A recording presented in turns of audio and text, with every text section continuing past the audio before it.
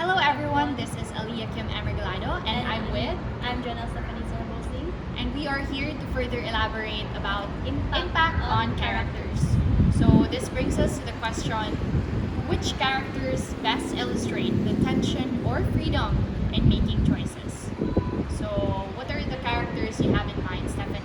The character that I have in mind is Neil Perry, Todd Anderson, and Sir Keating. Okay.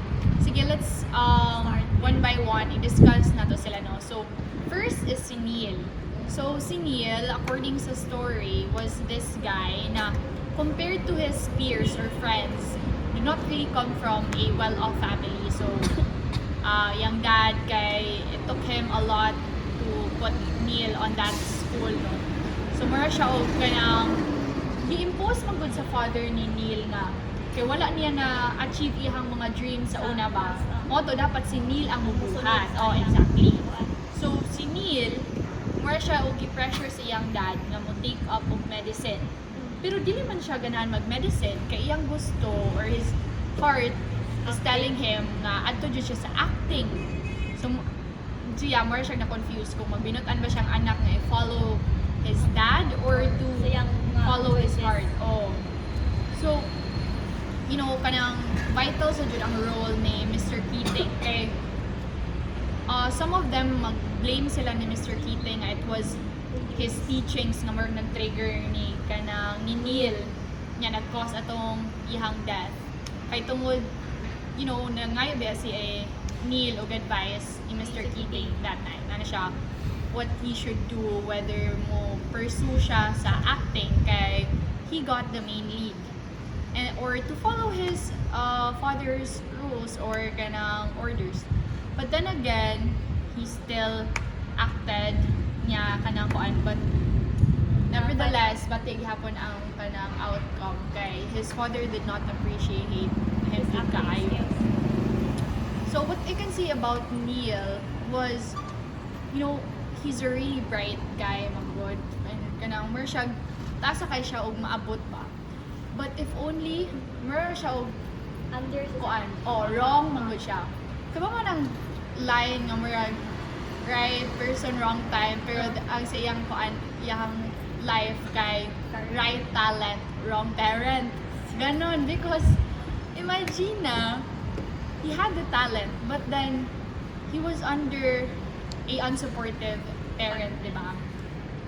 Moto, I came to the idea na important jud ay na your parents are very supportive. Yes, kay you know naaman jud ta kay you know circumstantial man jud ang life kay dili man jud pwede tanan makuha nato kay lisod ba ang kinabuhi sa atong parents.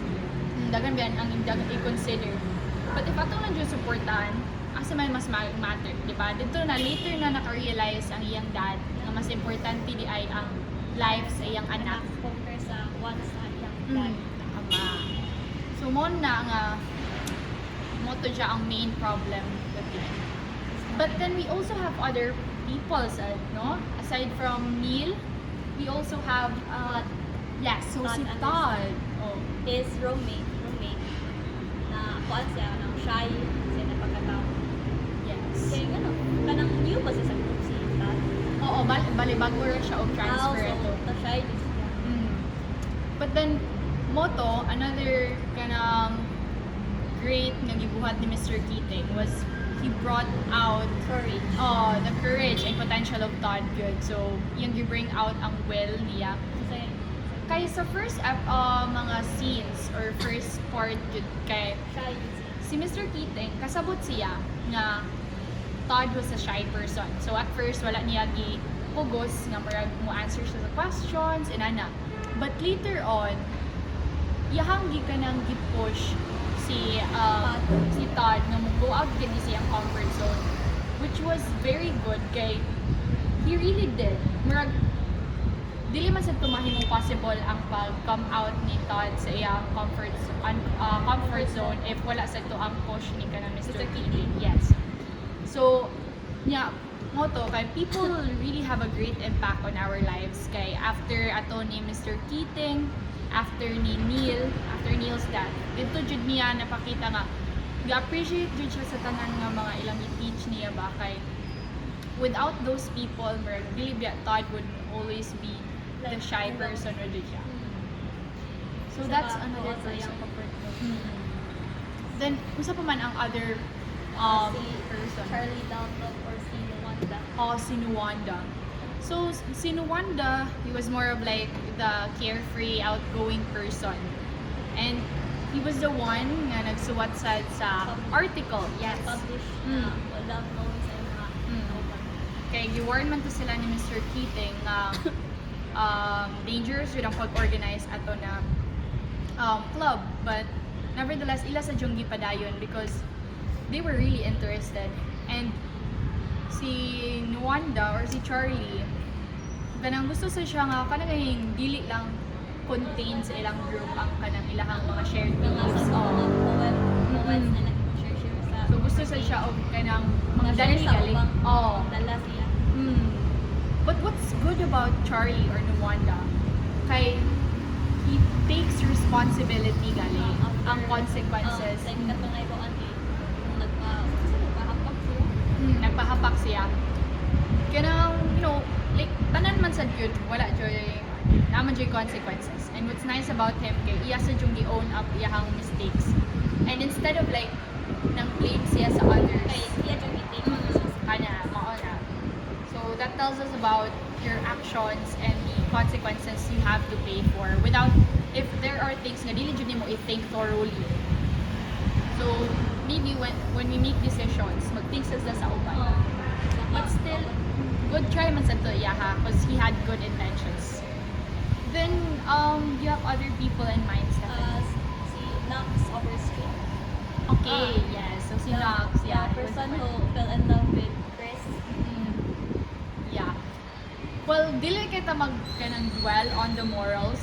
Okay, si Chris already has a boyfriend. But then ganahan man jud siya ni kanang Chris. So iya jud gi-pursue. And that tells us something about, imong will, imong perseverance, and to go after what you really want, no? So ang gibot ni Knox, kay despite nga kanang daghan kayo marag barriers ilahang yung pagka-crush niya, iya gihapon gi-pursue kay amot iya YOLO girl, you only live once. Like atong nilong sa partner ni Chris without knowing na. Ano din siya plus one. Kanang jud, it tells us something about, kanang kanang ni-express mo ko siya ato sa iyang love for Chris in a poetry form. So margi embody sa niya ang unsay kabaw-an niya ngadto sa in the form of words ba. So that's also one way of being creative. Ito lusad ni Mr. Keating. And then lastly, we have Mr. Keating. si Mr. Keating. So let's say mahog jud nga siya jud ang main influence, no? Sa mga students. But when we say influence mo good, it's not really bad. Kay Good man doon yung intentions pero sa ubang mga teachers and parents kaya misinterpret siya ba na yung mga doing is kanang mga wrong na sa mga students. yes. Mo na subjective na jud ang perception because to other people nga who were not part of their class, kay mura biya og kana unsa kay lang ibuhat i-question niya. But after ato kay like from the perspective of the students, ila jud na-appreciate si Mr. Keating because he changed lives o naka-trigger jud siya nga murag mapagawas nila ang unsa jud sila ba. Like ma-show yun nila ba? So kato, no, then Mr. Keating said he was very fun jud nga teacher. So Dili lang din siya murag sa about sa studies ng teacher ka ng murag when reflect din sa pagka-student niya. tama. Kung buto na naon, ang iyang gibuhat was not really on the cognitive side kayo. Nag-affect yun siya sa kanang atong behaviors, atong kanang emotional aspect. Like, gikiter yun yung tanan kay dila siya ganahan mag-teach og mga things na kanang mahibaw-an sa atong utok. He wants to teach lessons na madala nato sa atong actions. So, in the end, kung sa imuhang mga nag-get or like, what lessons have you gained from all these characters? So sa kining mga characters is ako na learn na lesson is kanang making choices can come with serious consequences like sa decision ni Neil na yung i-take pero ang consequences this kay support yung father. I would like to add to that, no, every choice we make or every action we do is or always has a reason. Mao na, we have to be careful with our actions and words po, because what we do or what we say can be the reason why other people do what they do or say what they say. Kaya for example, if not for Neil's father nga kanang influence no nga iyang gihigpitan, dili gyud to mahitabo, no? And if wala pa si kanang Mr. Keating, their lives would never have changed for the better. So that's it. That ends our part impact on characters.